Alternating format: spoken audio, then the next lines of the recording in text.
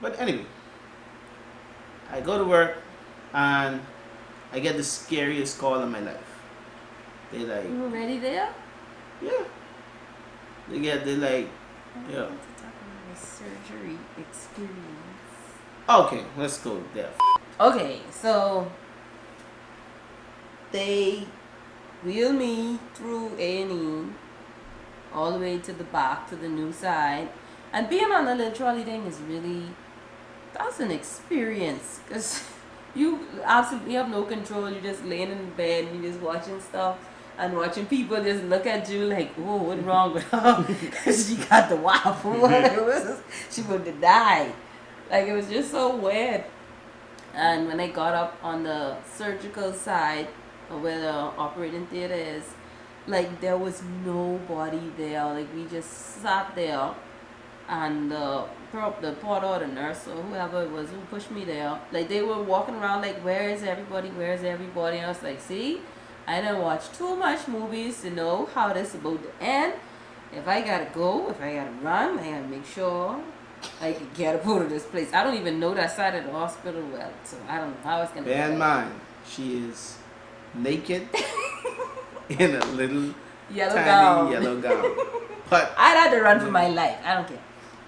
So the doctor came and he basically explained the whole situation again, make sure that I understood what was happening, what was going on.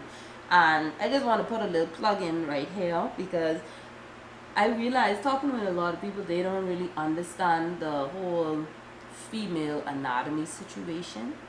So I just want to do a little crash course. Everybody knows that well, not everybody, but you're familiar with the there'll be a shape diagram of somewhere on the screen. the female reproductive system. You have two ovaries, a fallopian tube on both sides that lead to the uterus, and then your uterus is connected by the cervix to the vagina. That's as easy as I can explain it. So for me, I had a baby growing in my left tube, which meant that that tube would have to be removed, and I would still have the right tube connected to the right ovary. So the possibilities are still there. Good. So now they wheel me into the operating theater. It was like after 10 at that time, and they moved me over to the cold table. Jeez, I remember the coldness. And they have like two arm pieces like this, which you have to lay with your arms strapped down like that. Like it's getting crucified on the cross next to Jesus. And they were doing all of their stuff. They were doing all of their, vitals and putting these stuff on me. And the lady told me, this is just some oxygen, just need you to breathe. And I've seen this on the movies plenty times. So I was like, yeah, some oxygen. Right. So she puts it on my face. And I'm breathing in, I'm breathing in, I'm breathing in. Then I hear this lady calls my name. So I look at her like, yeah. So she's like, oh, you're still awake. I'm like, you're all up to no good. So I'm breathing in the oxygen, breathing in the oxygen. She calls my name a second time. So I look. And she was like, hi. I'm like, hi, okay. And then I'm breathing the oxygen, and then I wake up. And I'm in recovery. I missed the surgery. Thank God. Missed the whole thing. For a second, I was still worried that I wouldn't fall asleep and I would have to be awake through the whole thing, but I missed the whole thing. And when I woke up, the nurse, she took me down. They admitted me on the ward. And the first thing I asked them to do is to call Ken. Wait. Just the piece where you jump in. I said, could you call my husband, please? So she picks up the phone. She asked me what's the number. And I could not remember the number for nothing. I was like, try this number. She must be called the wrong ward. I said, try this number. I said, anyway, just call my old ward. Call adolescent. And then they'll just transfer you to where he is. And that's how they got to you. Bear in mind, all this time I'm at work. I don't know the status. And it's the same thing if you wait at the hospital with the person. You don't know anything. I normally don't advise, like, if a person going into surgery, that you wait at the hospital, because God knows they got them uncomfortable lip chairs. And you just helpless. You can't do nothing. So I'm at work. I'm sitting down. Of course, I'm thinking about it, but I'm like, God, say a little prayer. We have to fight through this. And at this time, I gotta rewind a little bit. We was practicing like positive like energy throughout this whole time. So Yeah. it's like we being very Positive. positive, And keeping cautious. positive things around us. Ain't really doing the whole negative thing. You don't hear but nobody drama what they going on. We just practicing good, clean, positive energy. Mhm. So I'm trying to stay positive, trying to keep my spirits up, trying to, and then get the call. I work with a Filipino, so the English good, but the way they say stuff, just never like the best. She's like, "Yo, Pratt, phone is the hospital." When you get a call from the hospital. Those of you who know, phone This call is late at night. I think from the surgery, hospital like is 2-3 hours. never a good thing. So it's like this is probably like 2 o'clock, In the morning. 2 o'clock in the morning. Yeah. So I jump on the phone and it's D. She sound groggy. She's like, I been through the surgery and I'm asking a bunch of stupid questions. I'm like, yo, the surgery went well. She's like, yeah, I think so. I'm like, yo, did they take 2 tubes? Did they take 1 tube? What did they do? She's like, I don't know. I'm like, who do you need to talk to know? You know? She's like, I don't know. Whenever they come with the paper, I know in the morning or whatever. So I'm like, all right, whatever. Somehow we end up talking say, like, all right, whatever. Just No, I we didn't just say that. made that clear. I didn't say that, but It I was was very like, sympathetic. in my head, I was like, I need to know what happened. I feel like, when you're on the phone with a child, like, put mommy on the phone. You don't know nothing. You don't know nothing. You don't know what we need to talk about. So it's like asking her, you alright, and come see you in the morning, this, that, and everything. Blah, blah, blah. I am super tired because I'd been up that whole day. I'd slept for like 2 hours. Yeah. Come to work, I gotta be up. I get off in the morning and Yeah, the hospital. I head to the hospital.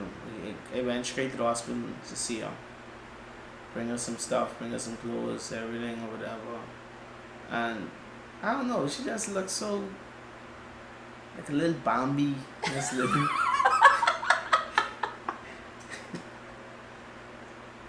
A Bambi? Yeah, like A damn? yeah. She just looks so cute and like defenseless.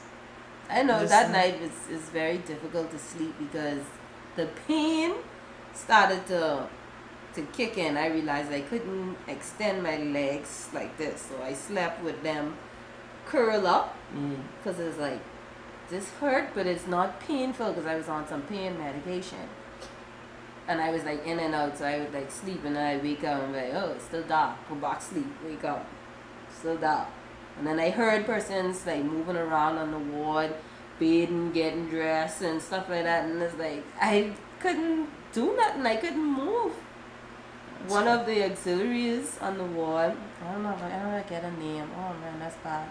But she was like, I think it was close to 7, so they get off at 7. She was like, I can't leave you in the bed like this. And she literally walked me all the way to the bathroom by myself, put up the little petition thing. I don't even want to tell you about that type of experience. And I was like, I got it. I could bathe myself. Still got my pride intact. So she's like, okay, if you need any help, just call me. And it took me a while. But I did it. Bathed myself, freshened up. Looked like people again, not a Bambi. I still was a Bambi because he came afterwards anyway. Yeah. I went, laid down. And I was on the trolley in the middle of the ward. That was an experience as well. Yeah. And one of the first persons who came to see me was Sister Cox. Shaniqua. And she's working her and then Tisha. They beat you there because they work there. They came to see me. Couldn't have beat me there because I ain't coming. It wasn't even visiting hours, but you know, perks. So they came to see me, you know, gave me some encouragement. That was nice. I didn't expect that. And then Ken came. Bring us some stuff. Making jokes. You do not make jokes of a person who just been in surgery, who just get cut. What? That's something I really got to get that under control because you know I didn't realize like how much pain you could cause someone who just like had like a surgery, and like she's like laugh. She literally like she's like push. Like, she's like yo, leave. Get him out of there. Get me out of there. So that pretty much was the experience and our loss. Yeah. Oh, there's one more part. Yeah, they actually got some time off, and of course, you know, it's just me and Donnie here. It's no, we don't really have any like family stuff like that. It's just me and us. So family, but I mean, we have family, but you know, it's difficult to explain. Point is, it's just us. We should rely on us for the most part. Yeah. So I really was like her main caretaker for like the first really maybe 4 or 5 days. A couple days. No, but it was more than that. At least when it's all like 2 weeks. And like Do our persons come after that? no, I mean yeah. they come for the and first 2 spin weeks. around. You're like, right. But I mean like that's the experience in itself, like I had to help her. Y'all don't know how independent this girl is. Like she's super independent. So it's like having to help her on the toilet, help her getting a couch, getting a bed, cook her food, lift her foot, because she can't lift her foot. Did a really great job. I think it was longer than 2 weeks, but I mean, like after the second week when we came. Sure, yeah, no. After the second week when we came. Yeah, after the second week, her mom came, and oh, what a help her mom is. Love. But y'all people who got problems with your mother-in-law, I feel bad for y'all, bro. You can't relate. I can't relate. My mother-in-law. Yeah, when we came in clutch, But she was solid. but that's a living on the last road, but that's a telling them. Good. So she come through and she helped get the house in order and just help clean, help me out a ton, and that allowed me to go back to work actually. Correct. So you couldn't really go back to work. Yeah. Because it would have been me by myself. You didn't want me here by myself. Yeah, I ain't gonna do that. I don't care. Like, I really like. Be honest with you, my family before anything. Man, I ain't gonna do it. I'll be real with you. When it comes to my family, I ain't gonna never leave my wife home knowing that she can't get up and go to the bathroom, and there's nobody here to help her, and she might have to soil herself and wait till in the morning time. I ain't do that, bro. That ain't gonna happen. The whole reason I work, is so that I can provide for my family. The second I can provide for my family on that job, that's it for that job. Correct. But I'm glad we wanted to share this story because I know a lot of persons may be asking why we wanted to talk about it. Because it's life. Yeah. It's the real. It's what happens. Ups and downs. Everything isn't always rainbows and roses every day. Things happen. Somebody else might be going through it. Correct. And you might see this video and find some form of encouragement. And that's a part of our practicing positive energy, is the things that we can appreciate. We are thankful for those things and we're grateful for those things. So that's how really I took the whole, ectopic pregnancy, whatever, is the things that I could appreciate, I was thankful for. We never gotten a positive before. We got a positive, so we knew that pregnancy could happen. You know what I mean? That in itself meant so much to me. The fact that I still have my wife and knowing that she could have The died. situation was really serious because ectopic pregnancies can be fatal if you do not catch them in time. Because what happens is after the rupture, you bleed out and you actually become septic. So after that, your body would just shut down and your organs shut down. It isn't really much you could do at that point. So for those things that I could appreciate, I appreciate them, and I'm super grateful, and we give thanks and honor to God for those things. The things that I can't appreciate in this moment, the first time I hearing, I would say my child heartbeat is in the same time, like, I'm getting a nose at 8.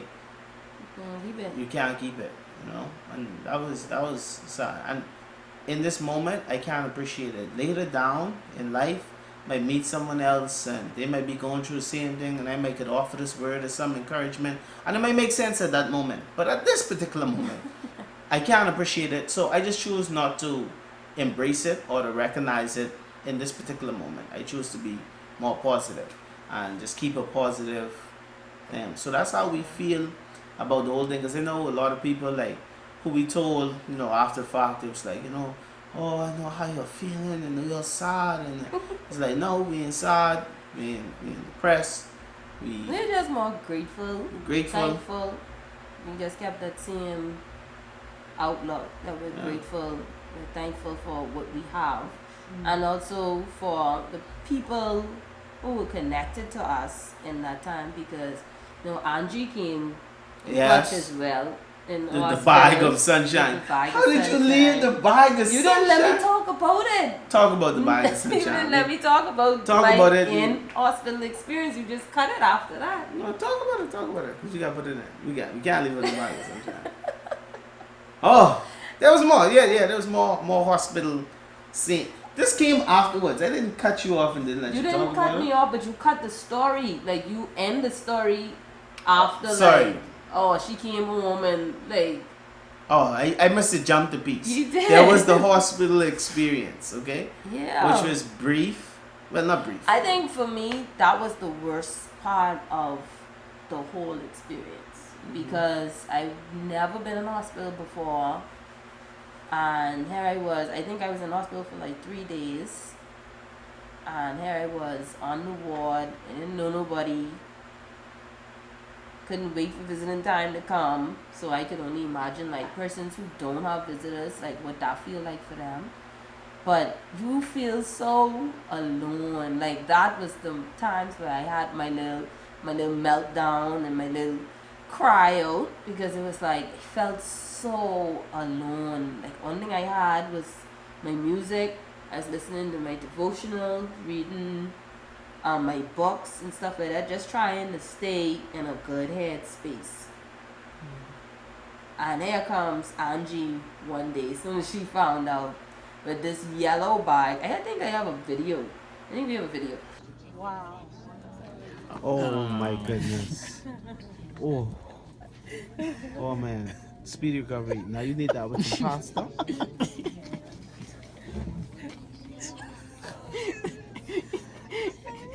Keep the sauce at the bottom. The sauce at the bottom. Corny. You still that one for Trinity. Oh my goodness. That one for Trinity. That's a Trinity. That's a Trinity Rima. This yellow bag and a big balloon with a yellow smiley face on it and a nurse cap.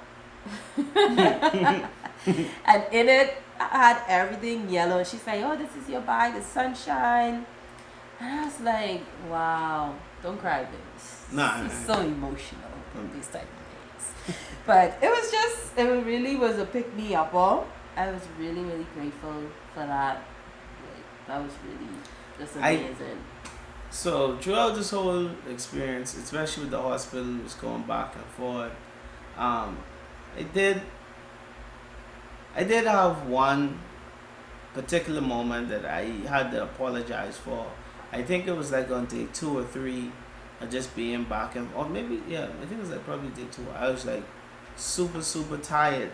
So I had asked her, like, could I come 6 o'clock?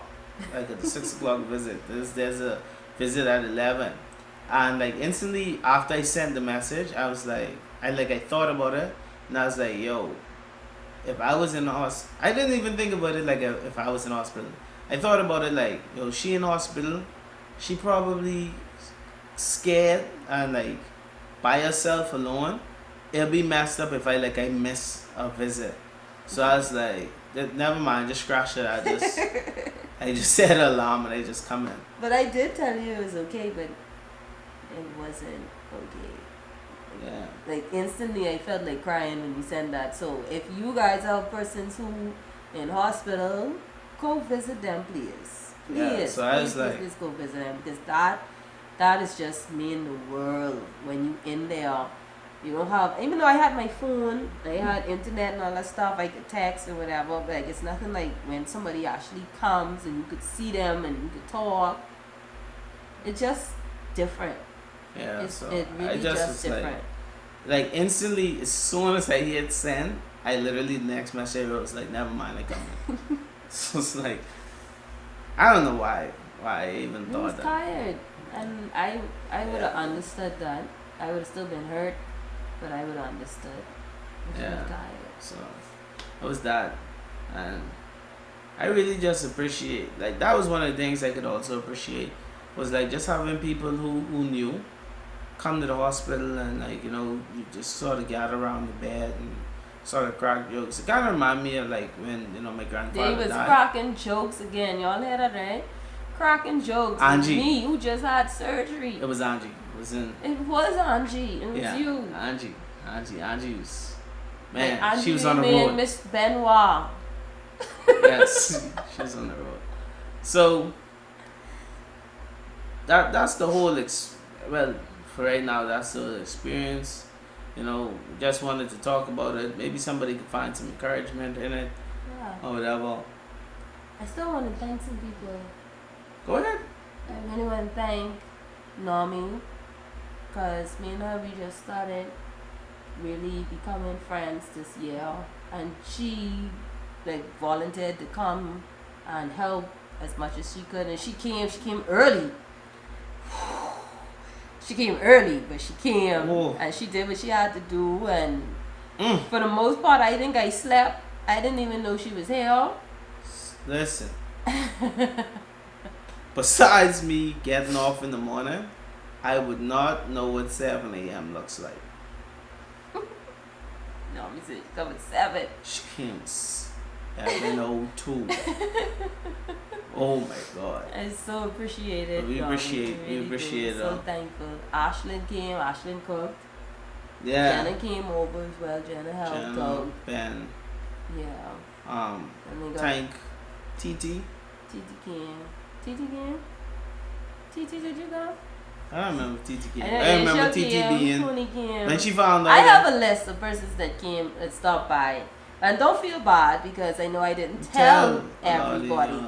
Some of It y'all was- people still wondering, like, D was out with the surgery. What kind of surgery? Yeah, it's still a lot of persons don't know. I know a lot of people. I feel really close to a lot of people. But it's like I can't like individually keep on repeating the story to everyone. Like it would have been just a little bit too much. And it took us a little while to make this video even. Yeah. Since this video should have been out a little while. But of course you guys know, give us some time. Give us some stuff. Yeah, give us some time to just get everything back together, get back into the groove of life.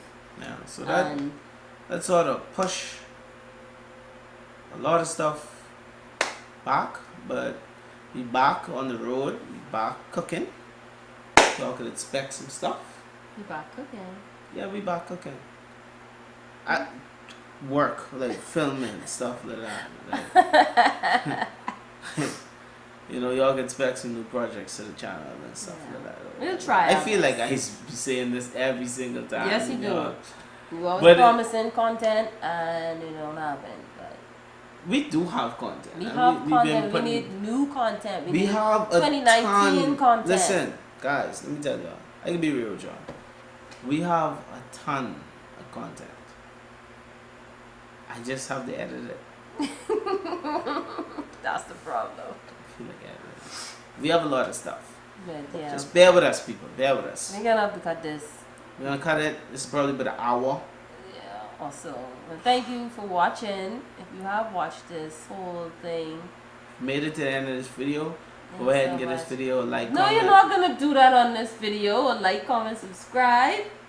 This is Like, an comment, intimate- share. This is an intimate experience. Yes, you might know someone who need to hear this message. So go ahead and share this around. Stop playing around. If you have any questions, make it in the comments. We'll appreciate it. All the love, all the support, all the prayers. And a lot of people praying for us. A lot of people. Keep praying. Definitely our Newbird family. Definitely was praying for us. Yeah. And Pastor Paul, Percy bring the Davis, bike. He did. Yo. You got the Ducati in the building. Y'all can get videos of that later. The Nurses Union, they brought. They bring a food basket. Jenna gave me food Hey! basket. It was What's the, your name? the What's love your and name? support. Oh, Mancha. Yo, a mancha. In the clutch. We ain't gonna talk about it. But you know you good in the book. But yeah, I think that's it. Have Yeah. anything else you want to say? Yeah, let us know what y'all want from us, guys. Let us know what y'all want from us. Yeah. What kind of content y'all want. We give it to y'all. Yeah. Yeah. I have a last encouraging word. A last encouraging word. Yeah, so Reel us out, D. I know a lot of women. Before I experienced this, I knew a lot of women who had ectopics or miscarriages, and especially in our society in the Bahamas, you really do not know just how many women have went through this, experienced this, and feel so alone.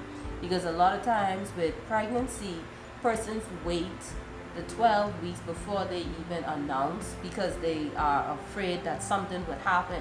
So in the event that something does happen, they don't even communicate that to people. They don't say nothing. So for the most part, they go through it alone. They go through it feeling like they're betrayed, or they was, I don't know, like cast down for some reason.